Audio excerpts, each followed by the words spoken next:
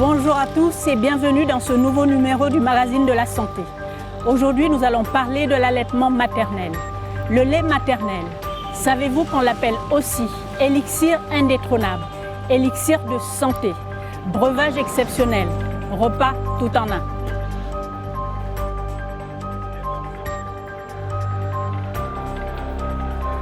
L'Organisation mondiale de la santé recommande que pendant les 6 premiers mois de sa vie, le bébé soit nourri exclusivement au lait maternel. Malgré tous ces bienfaits, l'allaitement maternel est de plus en plus délaissé en Afrique, alors que dans d'autres régions, il revient au devant de la scène.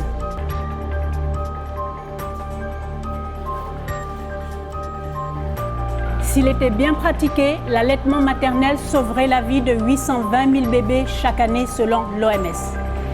Quels sont les bienfaits de l'allaitement pour la mère et l'enfant? Pourquoi est-il délaissé en Afrique? Nous allons poser ces questions au professeur Anne-Esther Jomland.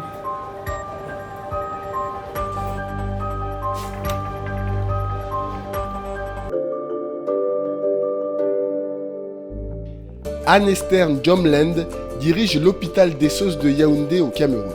Elle est professeure en pédiatrie et néonatologie. Grande spécialiste de la santé des enfants, elle préside par ailleurs l'Association camerounaise des femmes médecins.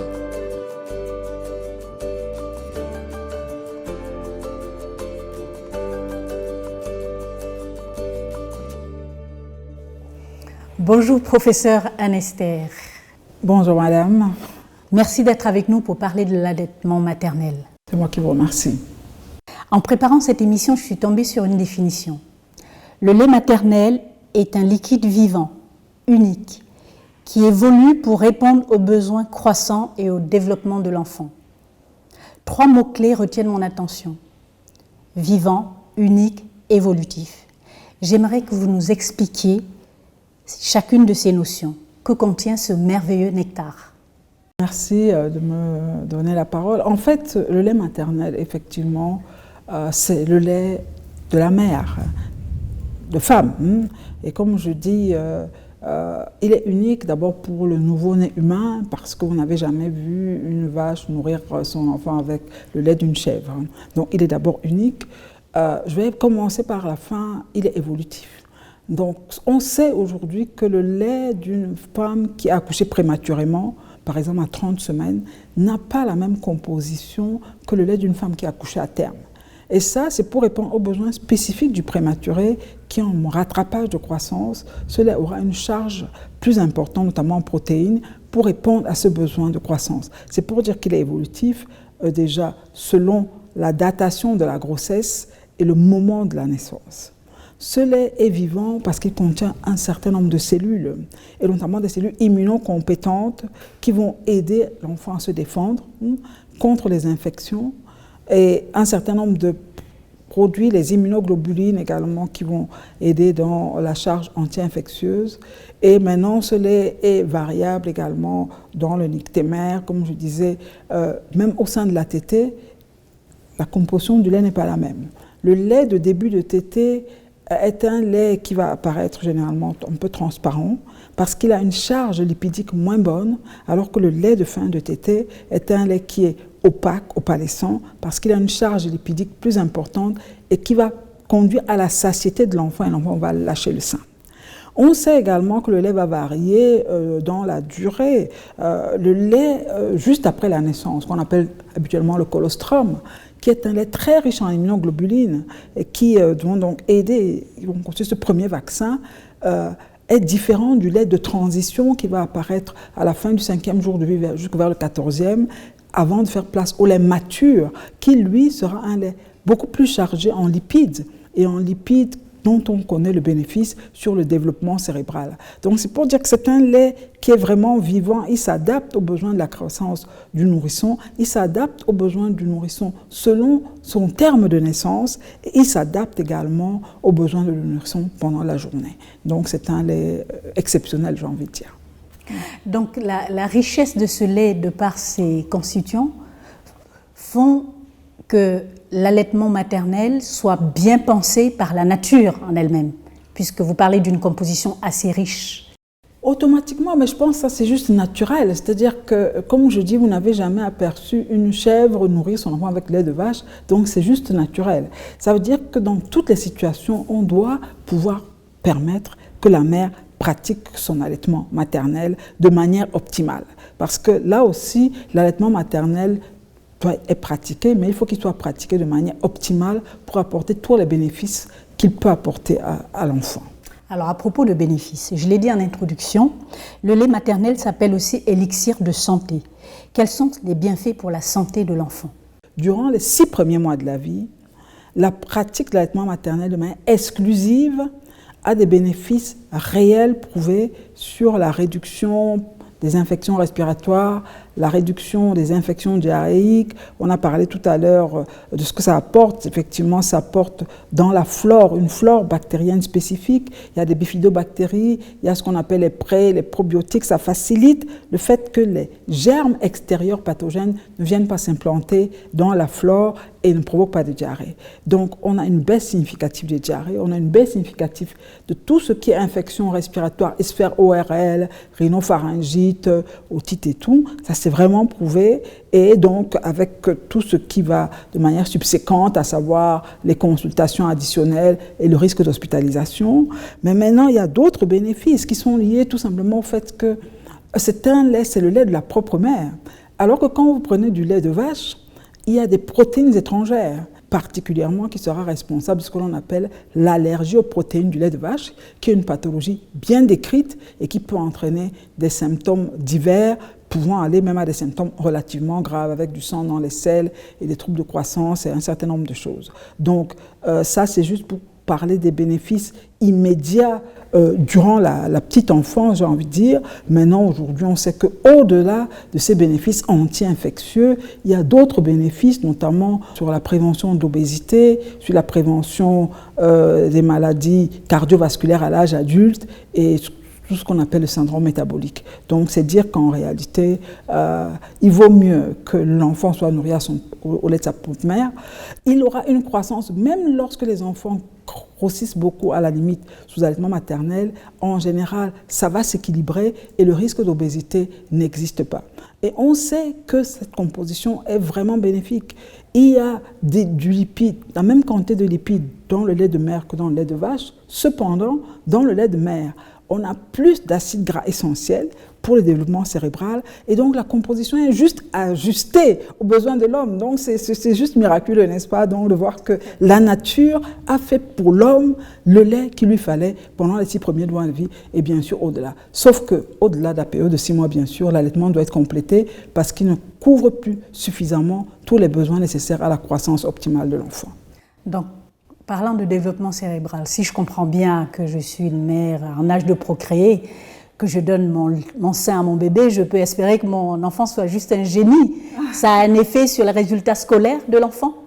On sait que de toute façon, ça prédispose à un bon développement cérébral et de toute façon, les mères doivent être rassurées qu'en le faisant avec les autres facteurs additionnels, le lien affectif et tout ça, la stimulation que ça produit, elles ont de fortes chances que l'enfant se développe de manière optimale. Et il faut de toute façon savoir que la plupart des laits artificiels, entre guillemets, visent à copier le lait maternel. C'est-à-dire qu'ils visent à se rapprocher de cette composition en acides gras essentiels. Mais c'est merveilleux. Et les bénéfices pour la maman, l'allaitement maternel? Alors l'allaitement maternel, effectivement, a également des bénéfices pour la mère. On recommande, j'aimerais dire, le démarrage de l'allaitement maternel en salle de naissance. Parce que pour arriver à 6 mois, on sait que le facteur prédictif le plus important, c'est le moment du démarrage. Donc la mise au sein précoce prédit de manière assez associée la probabilité que la mère arrive à 6 mois. Donc l'OMS recommande qu'en salle de naissance, l'enfant soit mis au sein. Et on sait que cette mise au sein va effectivement faciliter justement parce que ce qui permet l'éjection du lait joue également sur l'utérus et donc sur l'involution utérine, ça va favoriser l'involution utérine. Le lait maternel va créer quand même un petit coup métabolique qui va faire que la mère, parce qu'elle allait, donc va plus facilement perdre du poids, plus facilement regagner sa ligne que celle qui n'allait pas à cause justement de ce coût métabolique de l'allaitement, ce coût calorique, puisqu'elle donne quand même un transfert à l'enfant. Le lait maternel aura également un effet bénéfique sur la réduction du risque de survenue du cancer du sein de manière, dans des populations, dans des études, il y a une association au fait d'allaiter et d'avoir moins de risque d'avoir le cancer du sein. Donc voilà quelques éléments qui montrent que l'allaitement maternel est bien, pas seulement pour l'enfant, mais également pour sa mère. Et en quoi l'allaitement maternel est aussi important pour la relation mère-enfant et pour l'économie du foyer en général? L'attachement, ça fait partie de la mise en route de la relation mère-enfant, juste après la naissance. Aujourd'hui, ce qui est recommandé, c'est après la naissance, le pot à pot. Il faut poser l'enfant sur le tronc de sa mère, d'une part pour le contact, indépendamment des méthodes kangourou ou autres. Parce qu'en réalité, la première consultation pédiatrique objective, la bonne adaptation à la vie extra-utérine, l'absence de problèmes et surtout le démarrage de la relation mère-enfant. Et ce démarrage sera d'autant plus à observer qu'il y a eu des problèmes particuliers, une grossesse difficile, un enfant non désiré, un certain nombre de choses et parfois une médicalisation de la grossesse, une séparation mère-enfant, parce que tout ça peut jouer. Et donc, le fait de mettre l'enfant au sein, d'observer la tétée, de le regarder comme cette maman, parce qu'il y a dans l'observation de la tétée, il faut également voir est-ce que la maman donne le sein en regardant ailleurs et tout. Donc, ça permet en principe de bien aider au démarrage de cette relation mère-enfant. Et on constate qu'il y a un bénéfice économique réel, puisqu'elle ne va pas acheter le lait artificiel. Ensuite, ça réduit les événements intercurrents qui peuvent susciter ou occasionner des consultations. On a vu ça réduit les infections ORL qui sont l'apanage des enfants, à peu près 5 infections ORL par an. Donc tout ça, ça va être réduit et donc forcément, il y aura un bénéfice économique pour la famille et je pense que tout le monde sera content parce qu'on a économisé un peu d'argent. Tout à fait. Et pourtant, en dépit de toutes ces vertus, selon l'enquête de santé 2018, 40% seulement de femmes camerounaises pratiquent l'allaitement maternel exclusif avant 6 mois, ce qui est une recommandation de l'OMS, comme vous l'avez dit. Je vous propose de regarder un reportage qui explique les raisons du délaissement de l'allaitement maternel.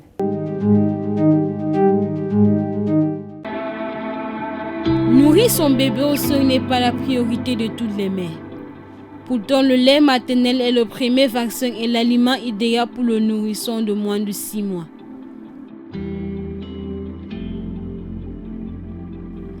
Quartier Colmesson, Yaoundé. Nous sommes chez Louise, une mère de 19 ans, serveuse dans un bar et travailleuse à Chenet.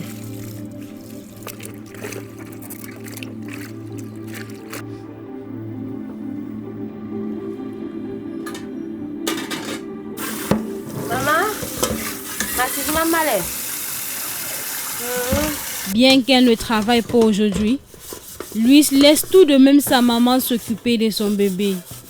Puis, la jeune mère estime que ces activités sont une raison suffisante pour priver son bébé du sein. J'ai commencé à donner le biberon et le sein. Et j'ai arrêté de lui donner le sein à 1 mois. Et j'ai continué avec l'allaitement artificiel. Parce que moi, je devais travailler. La grand-mère de Djadidja ne voit pas d'inconvénient à l'allaitement artificiel que pratique sa fille. Elle donnait le sein à l'enfant. Elle serait obligée de l'amener partout. On peut sortir quand elle veut, rentrer quand elle veut. Perte de liberté. L'une des contraintes de l'allaitement maternel selon lui, c'est de nombreuses femmes africaines. Mais ce n'est pas la seule. Pour d'autres, l'allaitement maternel aura des effets négatifs sur les seins de maman. Quartier Santa Barbara, Yaoundé. Nous nous rendons chez Laetitia, une jeune mère particulièrement soucieuse de son apparence physique. Ce matin, comme à son habitude, elle prend tellement de temps pour se maquiller qu'elle en oublie de préparer le repas de son bébé. Oh, les petits fais vite. Le biberon. Laetitia refuse d'allaiter son bébé de 5 mois, de peur de voir son sein tomber. J'avais une amie qui a accouché. Je l'ai assistée jusqu'au sevrage de son bébé. Bon, ses seins sont vraiment tombés, moi ça ne m'a pas plu. Je me suis mise une seule fois en tête que le jour où j'accouche, il ne va jamais allaiter mon bébé. Qu'est-ce que tu vas alors aujourd'hui? Pour combler les besoins naturels du nourrisson, la grand-mère est obligée de l'allaiter elle-même. Une responsabilité qu'elle assume avec sourire. C'est comme ça, je fais le calme. Parce qu'il y a le moment que lui il a besoin de cela. Et comme sa maman a refusé de l'allaiter, je me bats comme ça avec lui. Manque de temps dû au travail, crainte des seins abîmés, autant de causes plus ou moins fondées à l'origine de la baisse de l'allaitement maternel. Pourtant, selon l'OMS, tous les nourrissons de moins de 6 mois devaient être exclusivement nourris au sein. Mais à qui profite la baisse de l'allaitement maternel? Pour obtenir des réponses, nous nous rendons dans un supermarché très fréquenté de Yaoundé. Supermarché d'offres, 10 heures.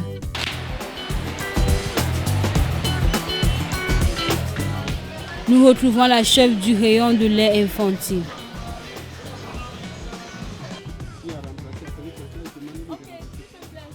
Remplacer les laits là qui ont été touchés. La journée commence à peine et son rayon est déjà pris d'assaut par des mamans qui ont délaissé l'allaitement maternel au profit des laits artificiels. Une tendance qui entraîne l'explosion de ce marché. En Afrique, le chiffre d'affaires des laits infantiles a augmenté de plus de 16% entre 2014 et 2016. Nous avons à peu près 12 fournisseurs, 12, qui font dans le lait pour enfants. Nous avons le premier âge, de 0 à 6 mois. Le lait pour nourrissons est véritablement un business qui paye maintenant. À chaque fois, il va falloir remplacer. Au Cameroun, 60% des nourrissons de moins de 6 mois sont victimes d'un mauvais allaitement. Pourtant, la pratique optimale de l'allaitement maternel pourra sauver la vie de 800 000 enfants dans le monde selon l'OMS.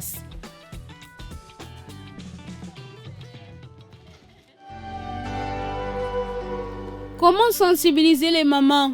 Comment aider celles qui ne savent pas allaiter? Pour obtenir des réponses, nous nous rendons dans un hôpital spécialisé dans la santé des nourrissons. Case de Koldongo Yaoundé. Nous retrouvons l'infirmière Brigitte Lemeu. Ce matin, elle organise une séance de sensibilisation des jeunes mères sur des bonnes pratiques en matière d'allaitement maternel. Mes chères mamans, bonjour. Quand on dit allaitement maternel, ça veut dire quoi? L'allaitement maternel, ça veut dire qu'on donne exclusivement le lait maternel à l'enfant sans introduire autre lait dans cela. Ça, c'est bien. Je ne donne que mon sein à l'enfant jusqu'à l'âge de 6 mois. Est-ce que le travail peut vraiment empêcher la mère de donner son lait? Quelle est la solution à ce problème-là? Oui, maman. Elle presse le lait. Applaudissez pour elle.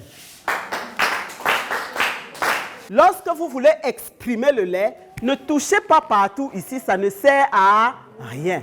Prenez simplement le bout de votre sein et puis vous pressez. Plus vous allez presser, plus vous allez vider le contenu du sinus lactifère et ça va continuer à se charger grâce à une hormone qu'on appelle ocytocine. C'est bien compris, mes mamans? Le lait maternel qu'on presse là pour garder. Vous collectez des petits flacons en plastique lavable. Quand vous avez exprimé le lait, vous mettez dans le plastique. Vous pouvez décider que chaque plastique doit avoir 90 ml de lait. Vous exprimez votre lait dans un contenant qui a les mesures et quand ça atteint 90, vous versez dans un flacon. Vous écrivez la date sur le flacon et vous posez au congélateur. Comment est-ce que les mamans ou les jeunes filles qui viennent d'accoucher refusent de donner le lait au bébé sous prétexte que le sein va tomber par la suite? C'est une bonne question, non? Qui va répondre? Alors, la maman va répondre. Qu'on allaite le bébé ou pas, le sein va tomber. C'est ce que nos jeunes sœurs oublient. Très bien. En réalité, que nous allaitons l'enfant ou pas, on finit par vieillir. La sensibilisation porte déjà ses fruits. Je ne savais pas comment conserver le lait maternel.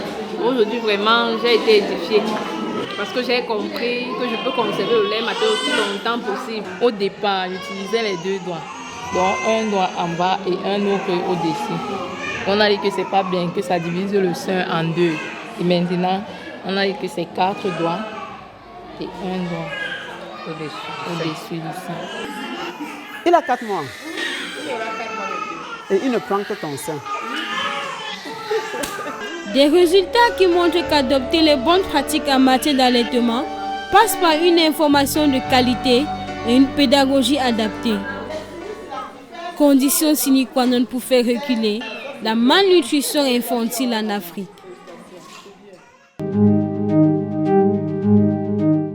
Professeur, on l'a vu dans le sujet, beaucoup de femmes refusent d'allaiter car selon elles, ça abîme le sein. Est-ce vrai? Pour les questions d'esthétique, je dois dire que c'est un moindre problème. Il faut quand même savoir que l'allaitement, pour qu'il réussisse, il faut que la femme soit éduquée à mettre l'enfant au sein dans une bonne position et dans une bonne prise. Et c'est ça que nous faisons dans nos consultations à lactation.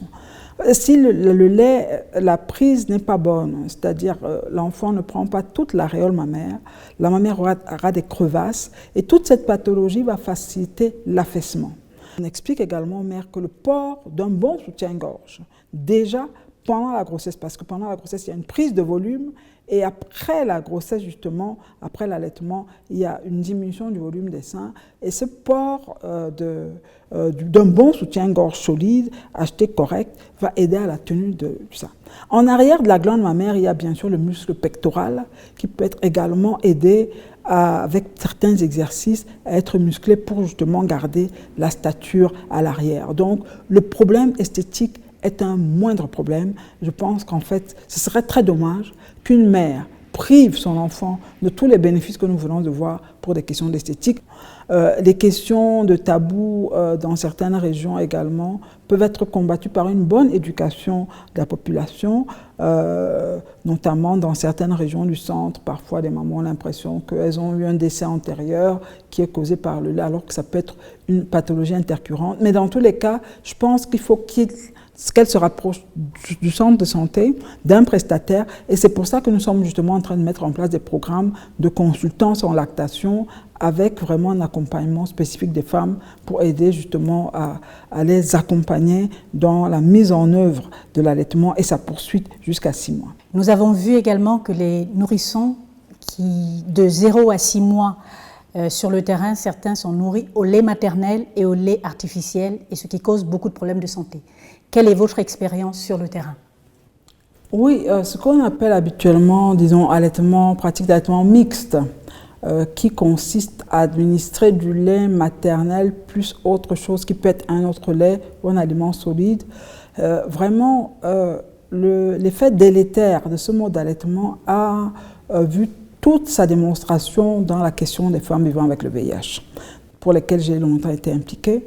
On sait que, en réalité, si on va regarder la muqueuse digestive de ce type de lait, on va se rendre compte que dans le lait artificiel, les petites protéines allergiques qu'il y a dedans vont généralement agresser la muqueuse en créant des micro-abrasions qui vont donc faire que la muqueuse sera plus facilement perméable à des protéines étrangères, à des protéines allergiques, et donc seront des enfants qui seront susceptibles de faire plus de problèmes lorsqu'ils sont VIH négatifs.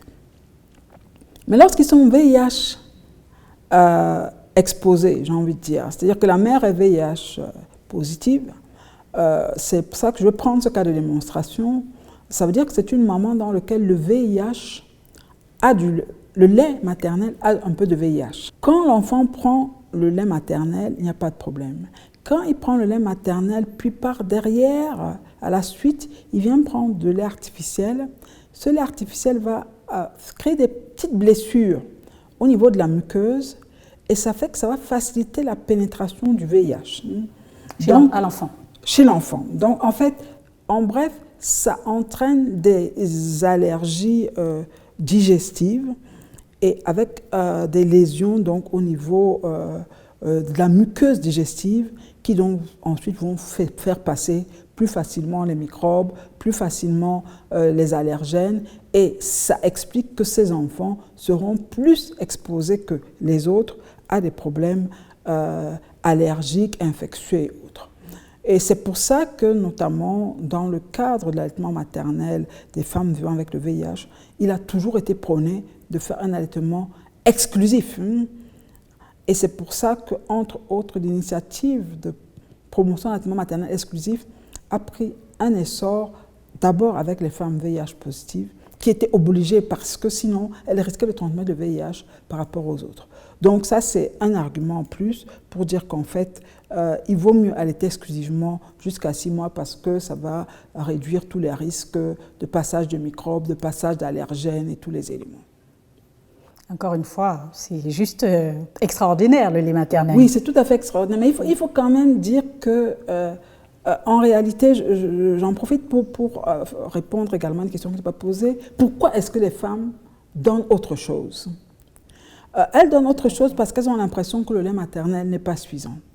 C'est un lait qui est différent dans sa composition, qui est donc assez digeste et qui demande au départ que la mère mette l'enfant au sein le plus fréquemment possible pour lancer la lactation et la mettre en route pour qu'on atteigne la vitesse de croisière.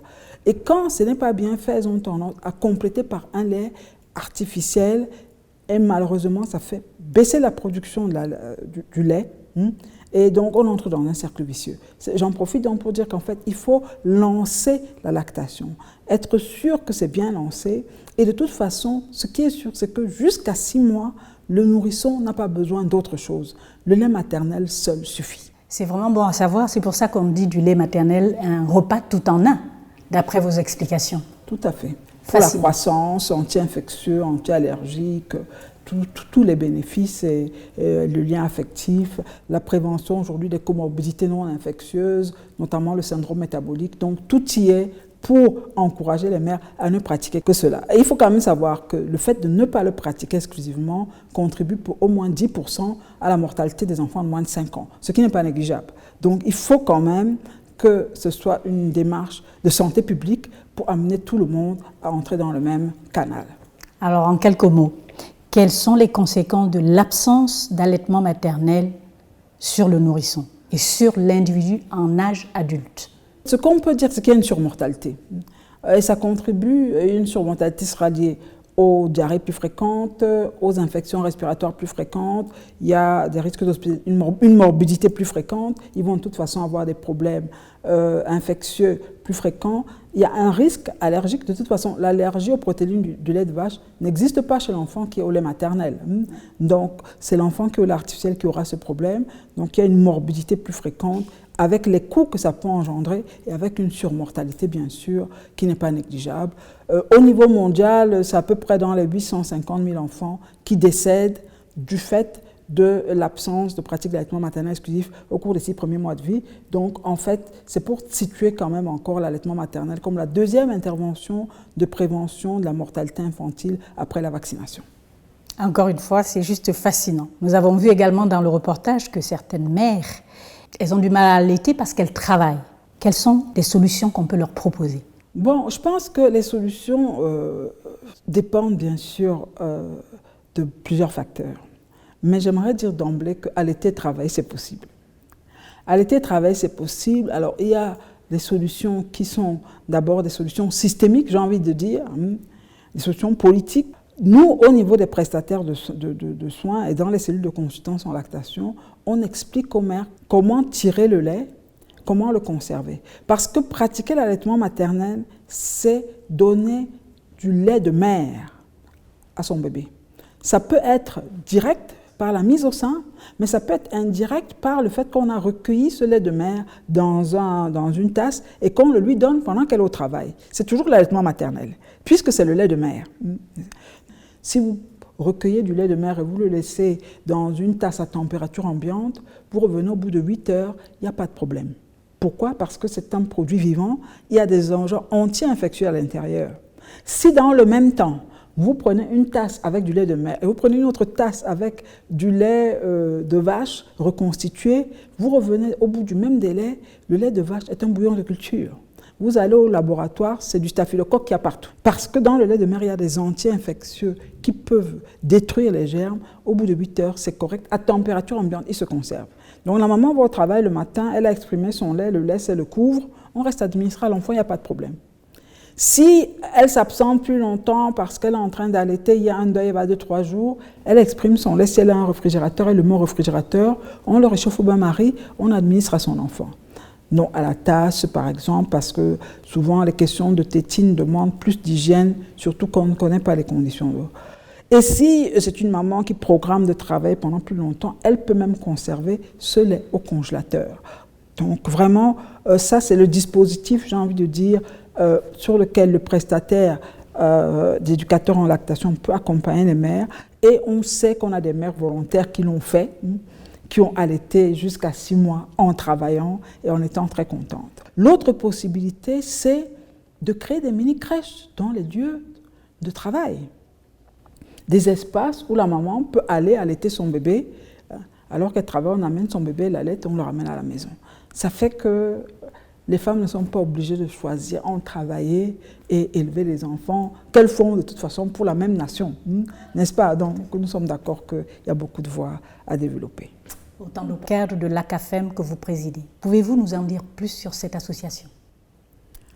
Oui, alors l'Association camerounaise des femmes médecins, ou ACAFEM, donc, est une association qui regroupe les femmes médecins qui exercent au Cameroun, mais également qui exercent hors du Cameroun, peuvent s'inscrire.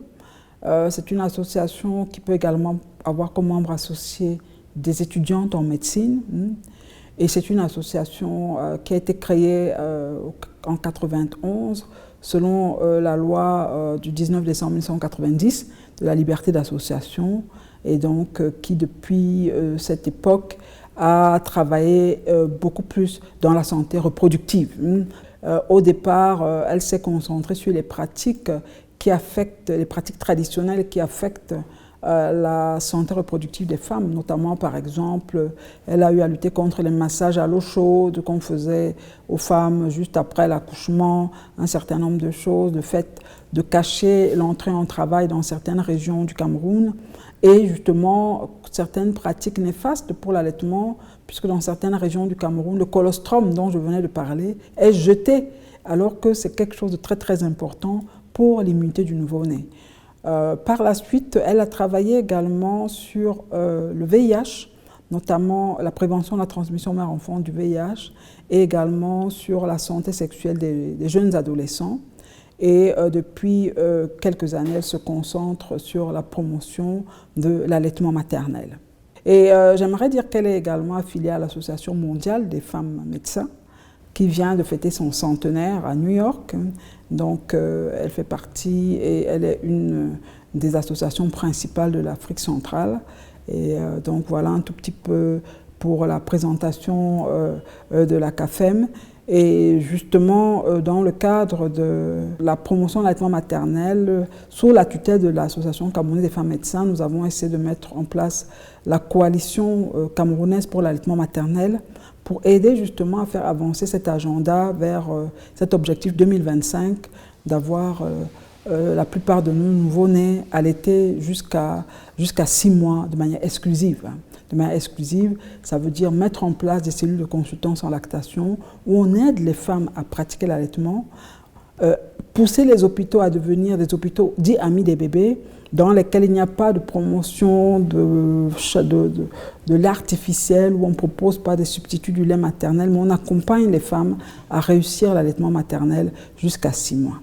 C'est vraiment une solution innovante, concrète, que beaucoup de femmes aujourd'hui ont au Cameroun. Oui, c'est une solution concrète parce qu'il faut quand même dire que L'allaitement maternel fait partie des politiques nationales. Tout à fait. C'est une politique, c'est dans le domaine de la prévention.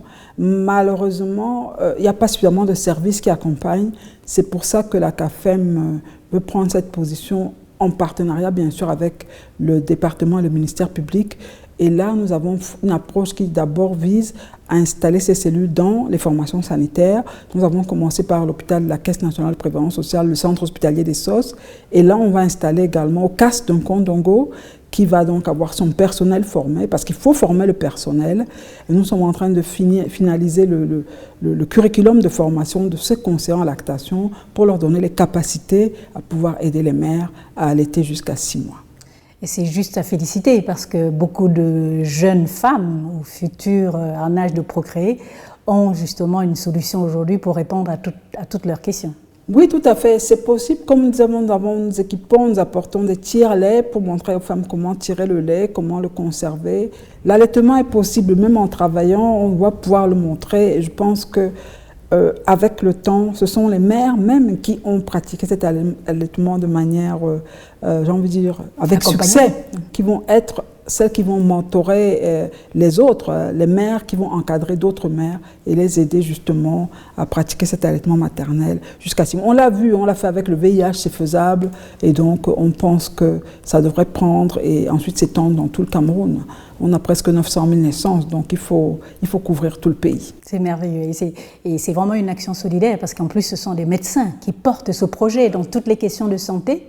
Concernant la mère et l'enfant, au sein de la CAFEM, il y aura des personnes expertes pour répondre aux problématiques des mamans. Tout à fait. Surtout qu'en fait, on va surtout mettre en place le curriculum de formation. La coalition actuellement comporte les femmes médecins, la Société camerounaise de pédiatrie, la Société camerounaise de médecine périnatale, l'Association des sages-femmes, donc toutes ces personnes qui interviennent autour de la naissance, autour de la mère, autour du nouveau-né. Et je pense qu'avec ça, avec les pouvoirs publics, si on se met ensemble, on va couvrir. Chacun peut prendre une région et on va couvrir. Je pense que c'est faisable. Et le Malawi l'a fait. Le Malawi, aujourd'hui, a plus de 70% des mères qui allaient jusqu'à 6 mois. Donc, c'est possible. C'est possible. Si un pays l'a fait, donc un autre peut le faire. Tout à fait. Il n'y a vraiment pas... Il n'y a rien de sorti. Tout à fait. Il faut juste des bonnes volontés comme vous. Il faut la motivation, il faut la bonne volonté, il faut les capacités, c'est-à-dire skills. Je parlais parfois en anglais. Exact. Il faut les compétences pour former le personnel, leur donner des guidelines, suivre, motiver, et ensuite, avec l'initiative Hôpitaux Amis des bébés, encourager les formations sanitaires qui font du progrès, qui vont devenir des modèles pour les autres, et comme ça, on va aller de l'avant. Et une Afrique avec moins de mortalité infantile. Oui, et on en a besoin. Tout à fait, elles comprennent. Alors, pour conclure, quel message aimeriez-vous adresser aux mamans, justement, par rapport à l'allaitement maternel? Bon, je pense qu'il faut qu'elles sachent que c'est le premier cadeau qu'elles peuvent faire à leur bébé. Et le vrai cadeau, le cadeau véritable. C'est ça. Si une mère veut offrir un vrai cadeau à son bébé à la naissance, qu'elle lui offre le cadeau de l'allaiter jusqu'à 6 mois. Qu'elle lui offre ce cadeau. J'aimerais dire aux belles-mères, qui souvent sont celles qui sont derrière pour donner des conseils qui ne sont pas très bien, les grands-mères, elles ont longtemps oublié comment elles pratiquaient l'allaitement, que l'allaitement maternel, le lait maternel seul est suffisant pour couvrir les besoins du nourrisson entre 0 et 6 mois. On n'a pas besoin d'acheter autre chose, on n'a pas besoin d'acheter de l'eau, on n'a pas besoin d'acheter autre chose. Le lait maternel seul suffit et elles doivent accompagner leurs filles et leurs belles-filles à pratiquer cet allaitement. C'est le meilleur cadeau qu'elles peuvent faire à leurs jeunes nourrissons. Voilà. Merci beaucoup, professeur, d'avoir été avec nous. Merci de nous avoir suivis. À très bientôt pour le prochain magazine de la santé.